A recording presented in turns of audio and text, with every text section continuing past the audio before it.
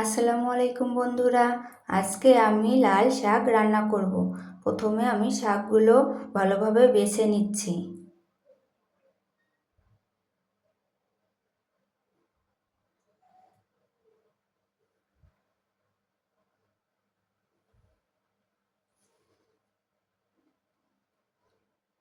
শাকগুলো ভালোভাবে বেছে কেটে নিতে হবে, না হলে এর মধ্যে পোকা থাকতে পারে। আমি এবার শাকগুলো কুচি কুচি করে কেটে নিচ্ছি।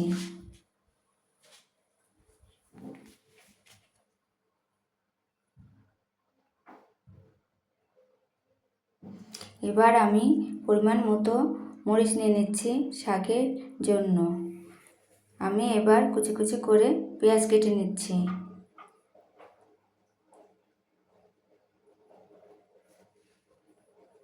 একটা রসুন কেটে নিচ্ছি।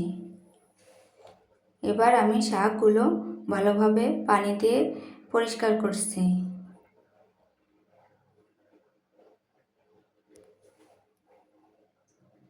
শাকগুলো পরিষ্কার হয়ে গেলে আমি চালনিতে কিছুক্ষণ রেখে দেব। শাকের মধ্যে যে অতিরিক্ত পানি থাকবে সেগুলো ঝরে যাবে। আমি এবার মরিচ আর পেঁয়াজগুলো ধুয়ে নিচ্ছি।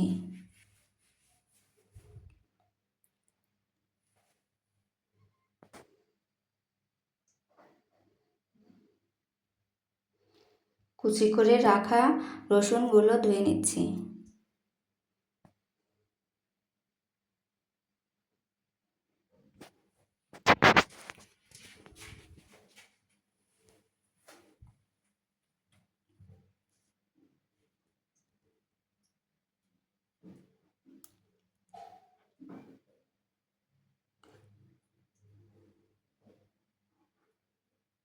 এবার আমার সবগুলো ধুয়ে রাখা শেষ।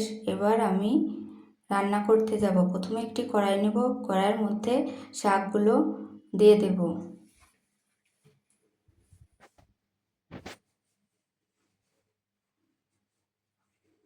শাকগুলো দেওয়ার পর এর মধ্যে পেঁয়াজ আর মরিচগুলো ঢেলে দেব।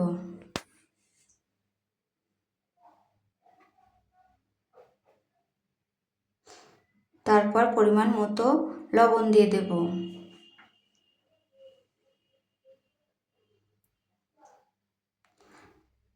তারপর একটা ঢাকনা দিয়ে ঢেকে দেব। ঢেকে দেওয়ার পরে আমি কিছুক্ষণ অপেক্ষা করব শাকগুলো সিদ্ধ হওয়ার জন্য।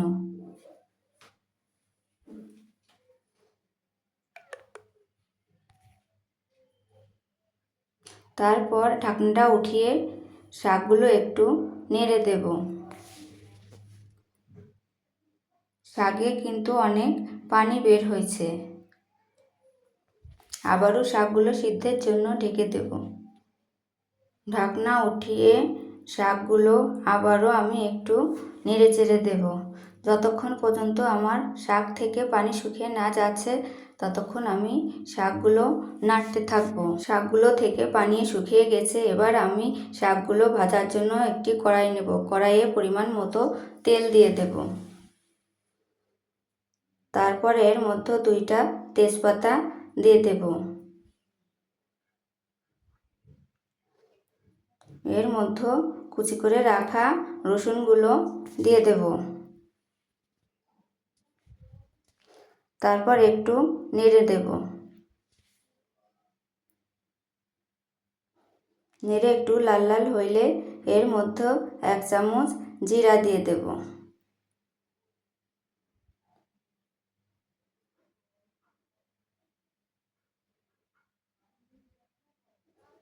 জিরা দিয়ে আবারও একটু নেড়ে দেব।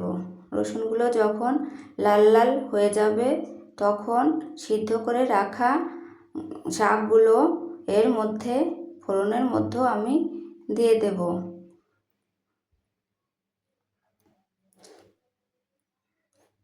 এবার আমি সিদ্ধ করে রাখা শাকগুলো তেলের মধ্যে দিয়ে দিচ্ছি।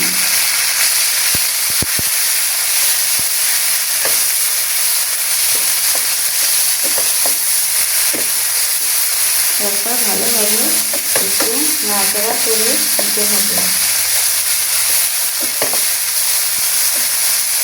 এবার আমার লাল শাক ভাজি কমপ্লিট।